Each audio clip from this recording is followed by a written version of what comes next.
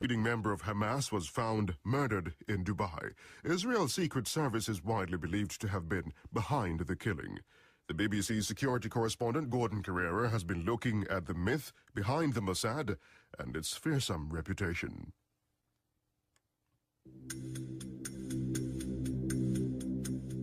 A body's found in a hotel room in Dubai. The door is locked from the inside. The murder suggests the long arm of the Mossad, Israel's secret service, one of the most feared and fabled intelligence services in the world. But what's the reality behind the myth? We've been talking to those who've served in the Mossad to find out.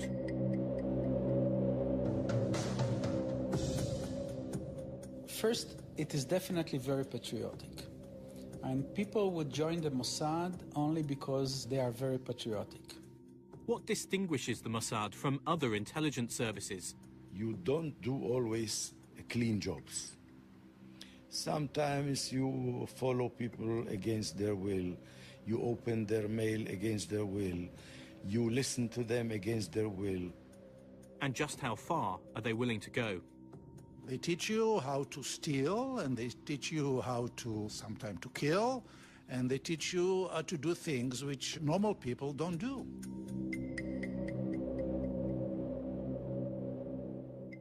The State of Israel was born in the aftermath of World War II. Its intelligence service came into being soon after. But what really propelled the Mossad into the public eye was a daring operation, dealing with unfinished business.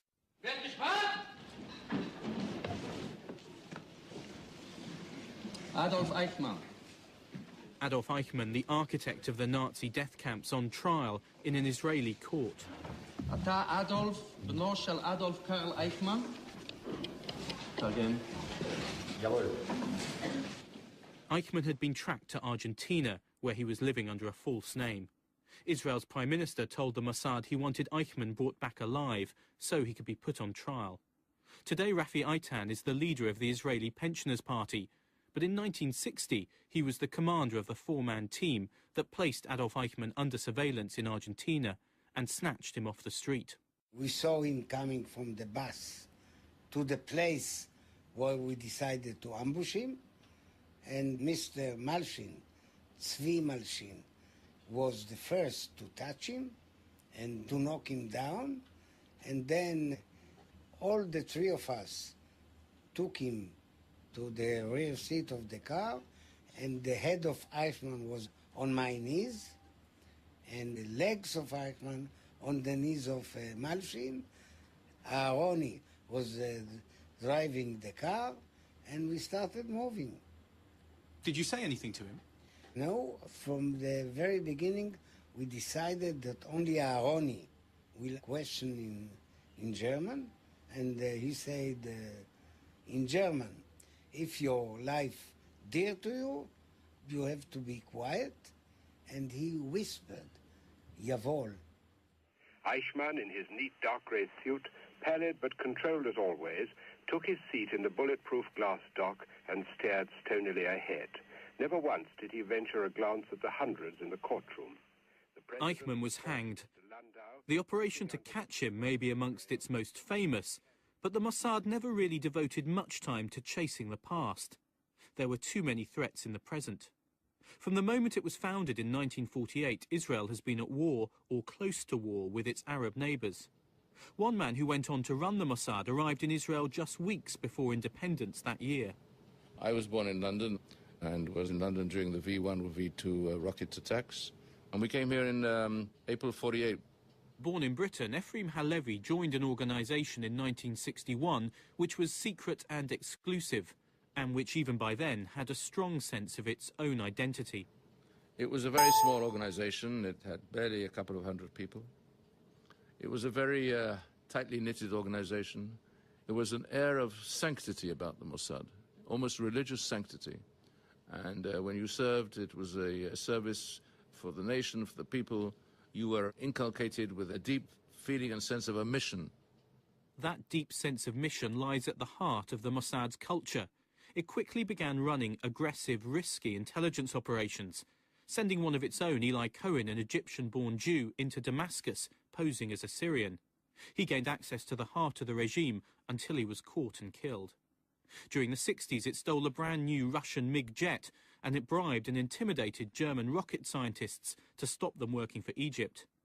In those early days, it was willing to take more risks than other spy services and worry less about what the outside world thought. Yossi Melman is the author of A History of the Mossad. They were daring. They felt a sense of mission. The sky was the limit for them. Even if we stepped into minefields, even if we provoke friendly nations, we commit crimes on their soils, we violate international or local laws, still we feel that we have to do it.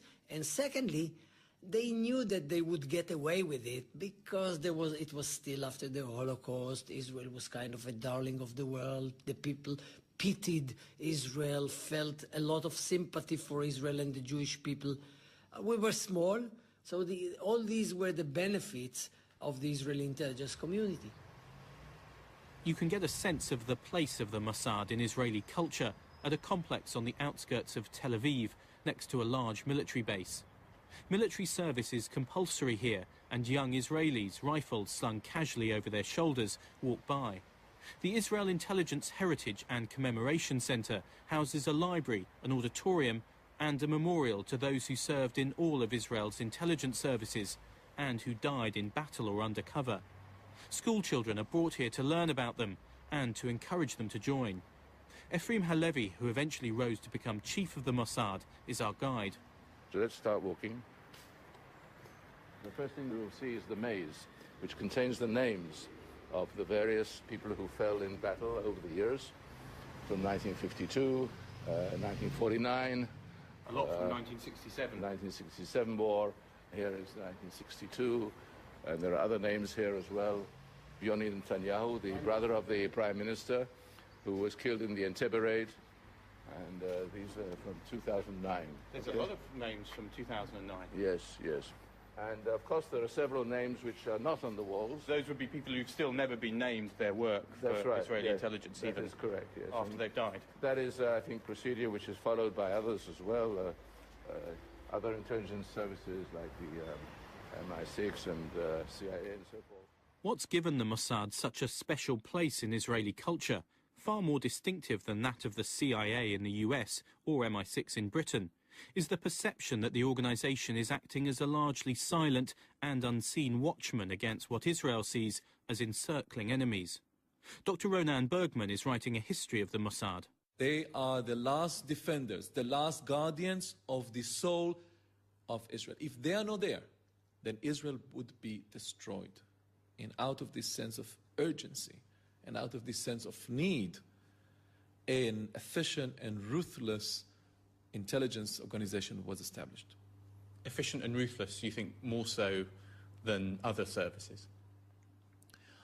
Israel is a country, and Mossad as an intelligence service practiced the use of thunderous means, assassinations, bombing, and other aggressive operations more than any other intelligence service in the history of espionage.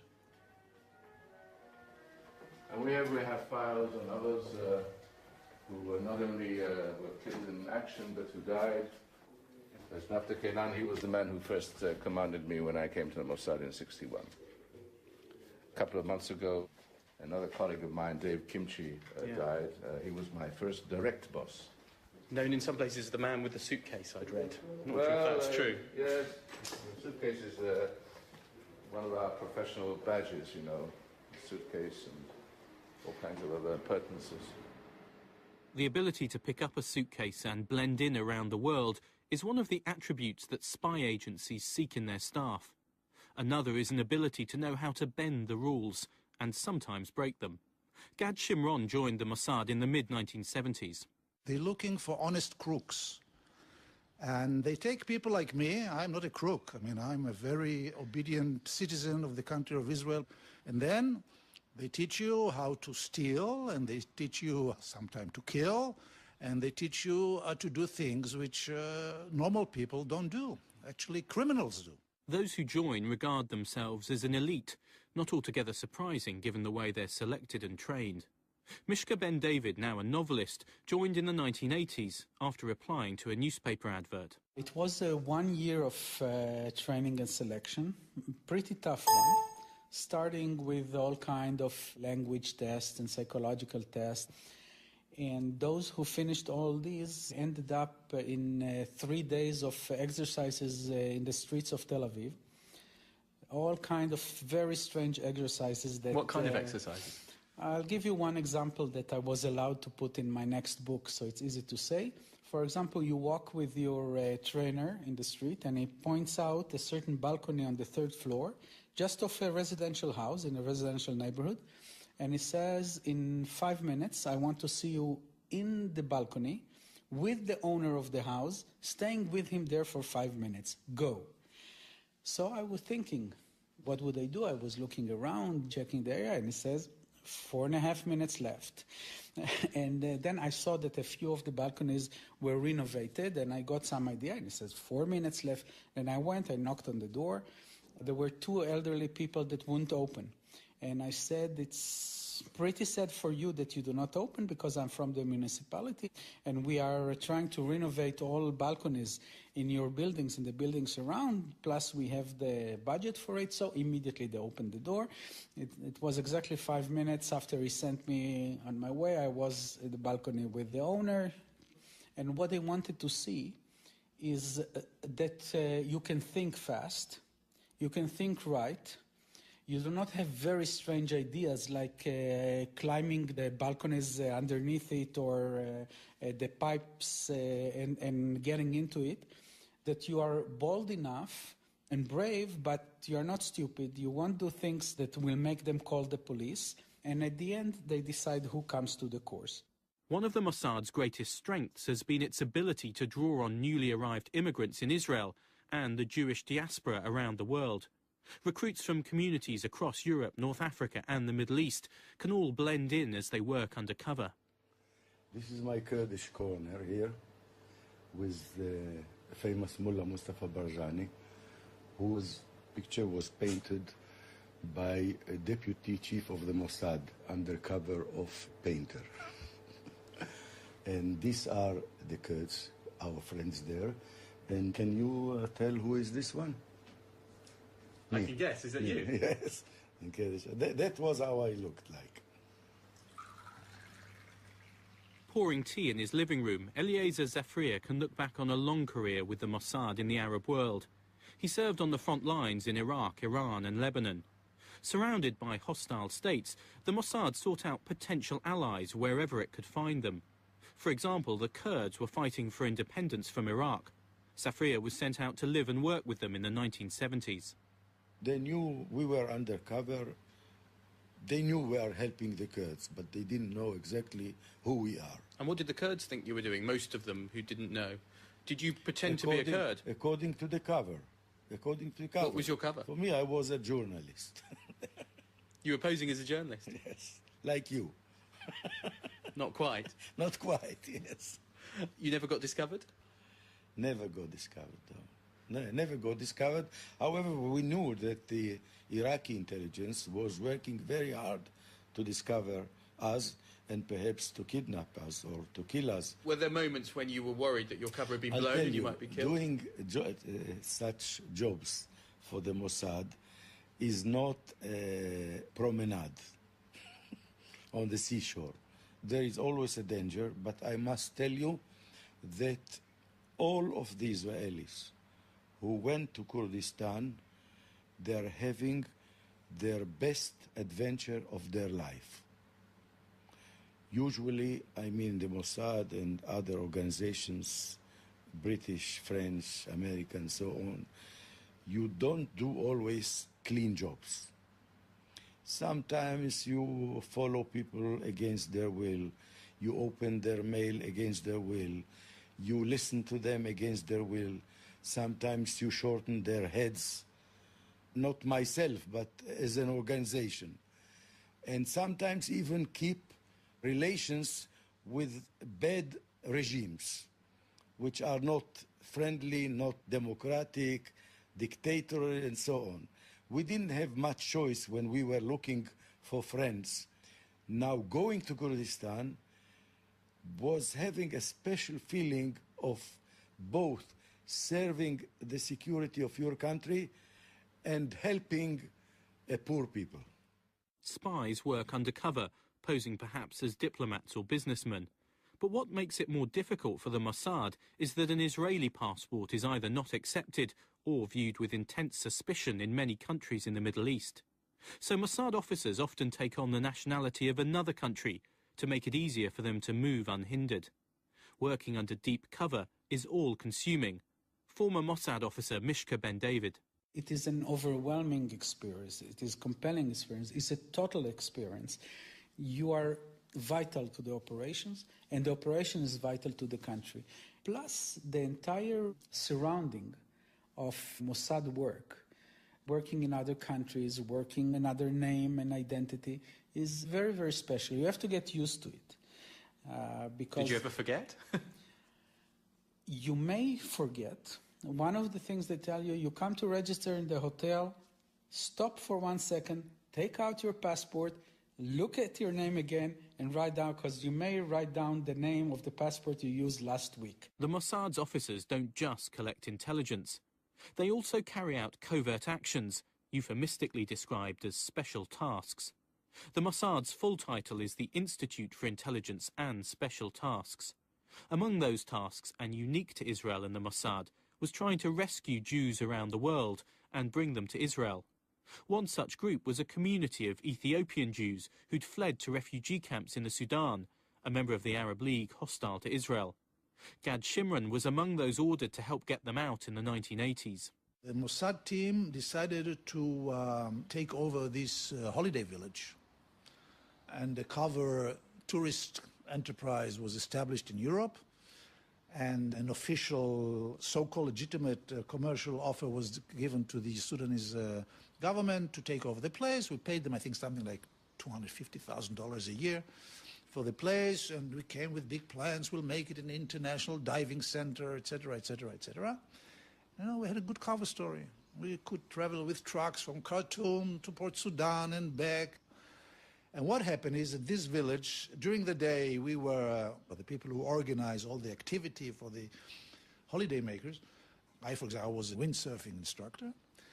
And during the nights, we smuggled Jews out of the refugee camps. We brought them in very adventurous nights through army roadblocks and police roadblocks to the shore, rendezvous with the Israeli commando, and then we brought them to Israeli Navy ships which went to Israel. And later, after we had an unfortunate incident, we decided to change the modus operandi and did it with the Israeli C-130 transport airplanes landing in the desert and put them direct flight to Israel.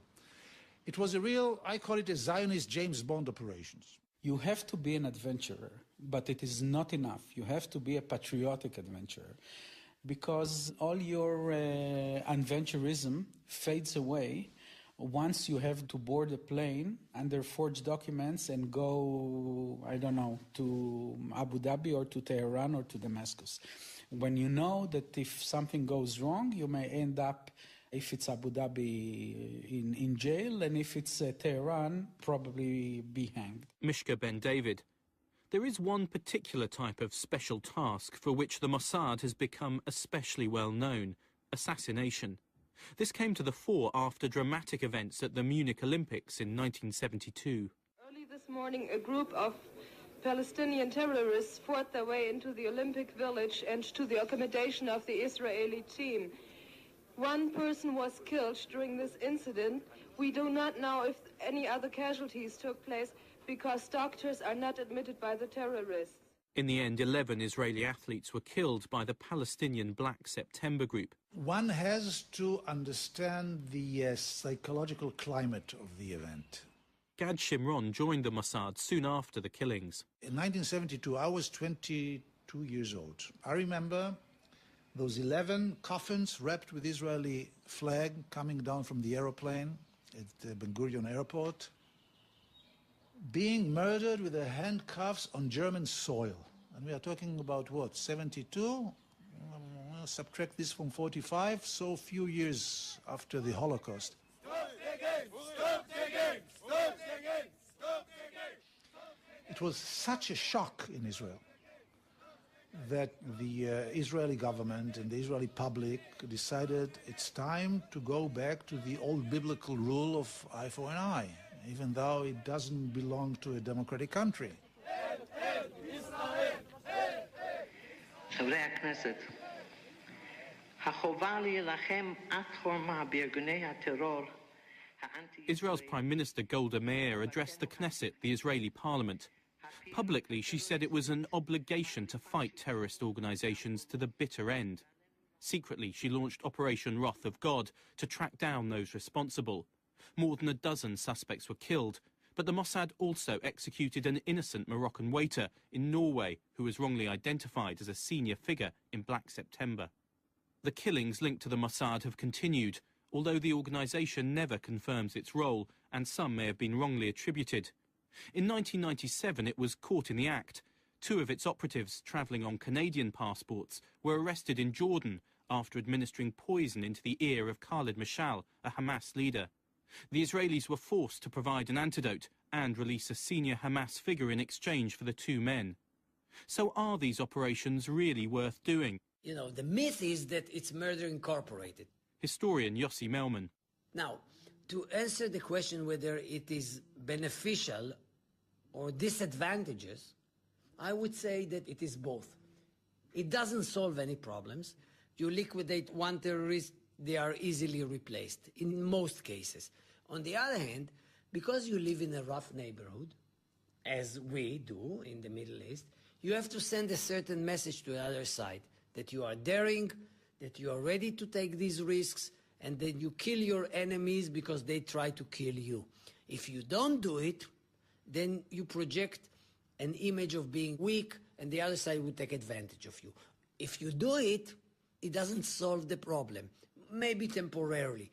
Very rarely, there have been cases in which an assassination attempt was very, very successful. In some cases in the past, when you wanted to sabotage a nuclear program of Iraq, or maybe of Iran nowadays, and you find out a key element in the project, a scientist that is very, very essential, he knows most of the secrets of the program. If you kill him, then you set the program many, many years back. You don't destroy the program, because eventually they'll find a new scientist. Critics accuse the Mossad of being too eager to engage in assassination, a point challenged by Eliezer Zafrir, who was the head of the Mossad station in Tehran on the eve of the Iranian Revolution. This is not the way to deal with people unless they come to a crucial status that if you remove them, you can ease the matter, perhaps dramatically. The Israelis were close to the Shah's government, which in 1979 was being challenged by the exiled cleric Ayatollah Khomeini.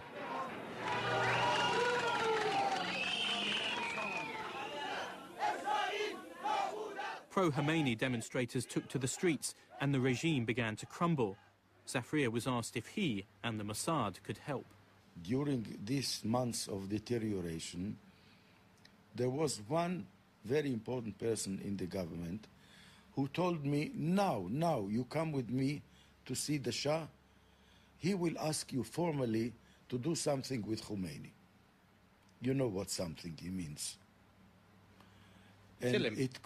Kill him. Mossad, of course. Even 4 days before the revolution, I went to see the last prime minister of the Shah, Shapur Bakhtiar. I met him for nearly 1 hour to talk about the situation, and I told him I'm responsible for the safety of the Israelis, and I would like to consult him what to do in this situation. He said, don't worry, everything will be all right, only if you could do something with Khomeini. He again was meaning something. We told everybody, sorry, we are not the policemen of the world. But I would like to give you this as an example that, however people think the Mossad is a beast, we are not a beast. We are not getting to this sort of activity only if the situation really is very, very, very serious. Nonetheless, in recent years, the killings have continued. In 2008, Hezbollah military leader Imad Mughniyeh was killed in Damascus. His death had all the hallmarks of a hit by the Mossad. Hezbollah has issued the following statement. With great pride, we announce that a great jihadist leader of the Islamic resistance in Lebanon has joined the caravan of faithful martyrs. A bomb had been placed in the headrest of his car, the stuff of spy fiction. Former Mossad officer turned novelist Mishka Ben David reads from one of his books, which not only foreshadowed the killing, but also gives an insight into what it's like to play the assassin. I described it very much in detail in my book, Duet in Beirut, which describes a situation that a Mossad squad is off to eliminate the head of the overseas operations of the Hezbollah. I described it in 2002. 6 years later, he was eliminated. Imad Mughniyeh, I called him in my book Abu Khalid. Anyway, I have here a conversation between the head of the squad and its number one, the one who pulls the trigger. And the head of the squad tells him, at the end, you are the decision maker. I'm deciding, and those above me decide everything about should we go, how do we go, and now we are here. When you are there, standing in front of him, pulling out your gun, you are the boss. You are the decision maker. You are not a little screw in a machine. It's you. You pull the trigger, the responsibility is on you. So if you feel that it's wrong, you shouldn't be there to begin with. Even if the final decision rests with the individual, all high-profile operations have to be personally approved by the Israeli Prime Minister. Ephraim Halevi was the head of the Mossad under 3 prime ministers, Benjamin Netanyahu, Ehud Barak and Ariel Sharon. He insists that the Mossad is guided by its own unique sense of ethics. Once you send a team to some godforsaken place to do something, very often from that moment on it's the team which will decide what the limits are. And there have to be, of course, you have to set them in advance, but it's always open to interpretation in the final analysis. So there has to be a very deep, not only camaraderie, but also has to be a deep common understanding and common acceptance of what is the moral framework in which you are operating. And is that moral framework different, do you think, from those that other intelligence organisations deal with? I don't think so. And I think today we've come full circle. And I think that many of the intelligence and the security establishments in the world are more or less, for their own reasons, because of the nature of the threats that they are facing, they now do things which they might not have done before. This year it was an assassination caught almost step by step on camera, which brought the Mossad back into the spotlight. The gilded, glitzy surroundings of Dubai in the United Arab Emirates was the location. The target, Mahmoud al-Mabhouh, a senior figure in Hamas. Mabhouh came to this luxury hotel near the airport. All the time, he was being watched and followed. He got into this lift in the hotel and got out at the second floor, followed by 2 people in tennis gear, and headed for his room. Mabhouh's wife contacted the hotel because she couldn't get in touch with her husband, and the room was searched. Dr. Saeed Hamiri is from the Dubai police. The body was examined by the coroner in the presence of a crime investigation team. They concluded that the room was locked properly and that there were a number of factors pointing to a murder incident. Factors like blood sprinkles on the victim's pillow, bruised nose, neck and face, and needle holes in his right thigh. The damage on the bedhead panels also indicated that some struggle also took place. This scenario was supported by the fact that the victim is an active Hamas figure. CCTV revealed that Mabhouh had been followed from the airport to his hotel. The surveillance team, some of whom were in tennis gear, were identified using the CCTV and their passports. The Dubai police believe the evidence points directly at the Mossad.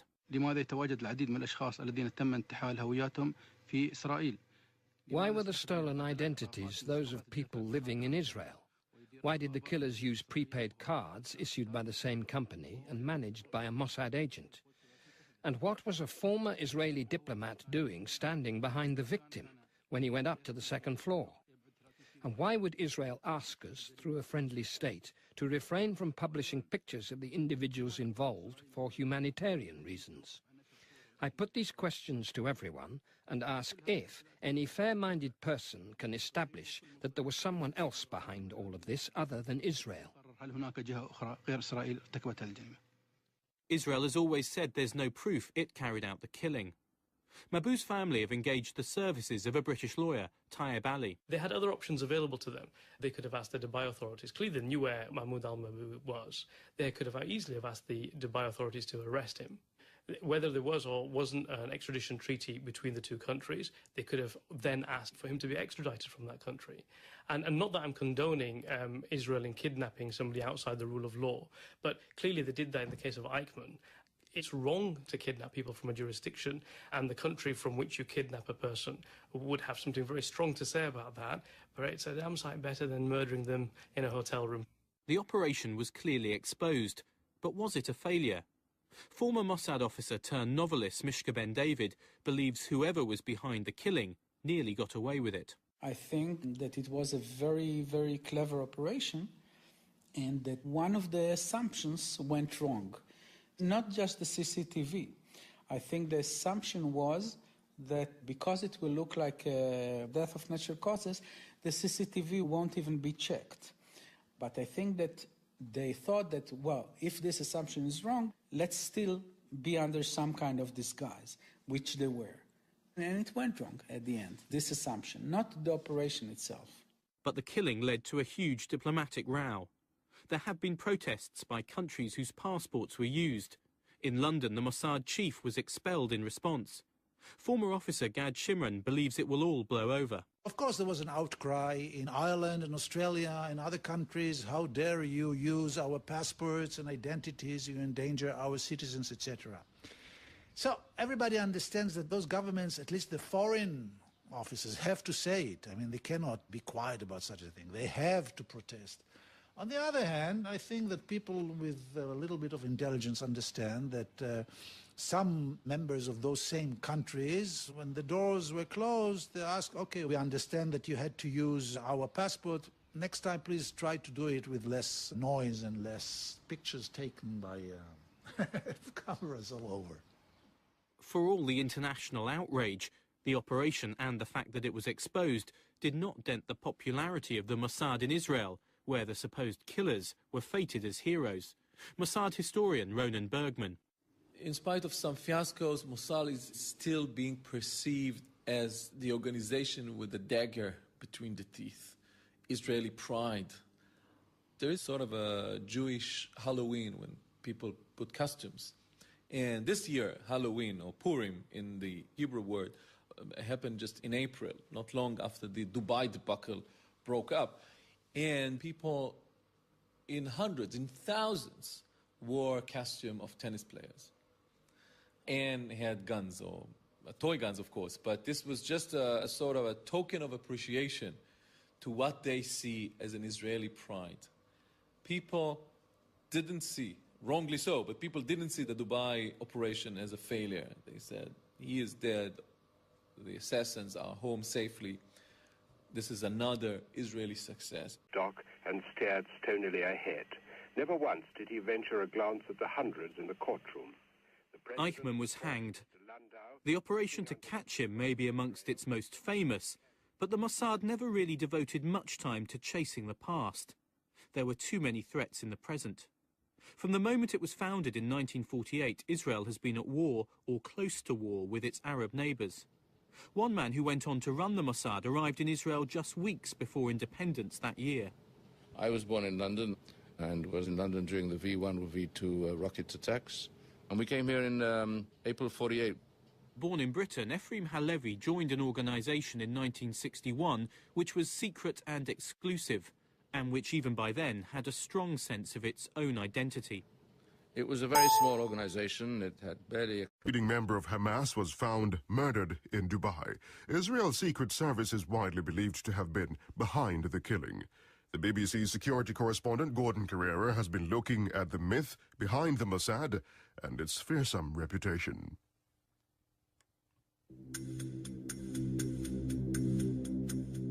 A body's found in a hotel room in Dubai. The door is locked from the inside. The murder suggests the long arm of the Mossad, Israel's secret service, one of the most feared and fabled intelligence services in the world. But what's the reality behind the myth? We've been talking to those who've served in the Mossad to find out.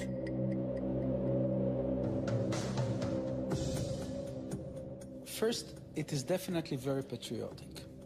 And people would join the Mossad only because they are very patriotic.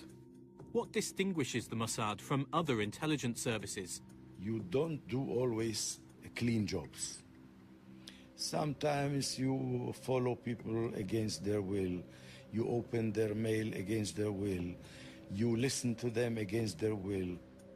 And just how far are they willing to go? They teach you how to steal, and they teach you how to sometimes to kill, and they teach you how to do things which normal people don't do.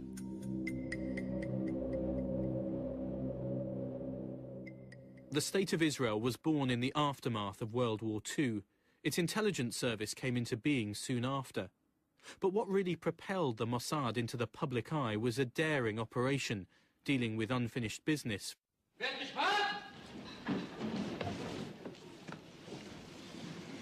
Adolf Eichmann. Adolf Eichmann, the architect of the Nazi death camps, on trial in an Israeli court. אתה אדולף, בנו של אדולף קרל אייכמן. Again. Eichmann had been tracked to Argentina, where he was living under a false name. Israel's Prime Minister told the Mossad he wanted Eichmann brought back alive so he could be put on trial. Today, Rafi Eitan is the leader of the Israeli Pensioners' Party, but in 1960 he was the commander of the four-man team that placed Adolf Eichmann under surveillance in Argentina and snatched him off the street. We saw him coming from the bus to the place where we decided to ambush him, and Mr. Malshin, Tzvi Malshin, was the first to touch him and to knock him down, and then all the three of us took him to the rear seat of the car, and the head of Eichmann was on my knees, and the legs of Eichmann on the knees of Malshin. Aaroni was driving the car, and we started moving. Did you say anything to him? No, from the very beginning, we decided that only Aaroni will question in German, and he said in German, if your life dear to you, you have to be quiet, and he whispered, Yavol. Eichmann, in his neat dark grey suit, pallid but controlled as always, took his seat in the bulletproof glass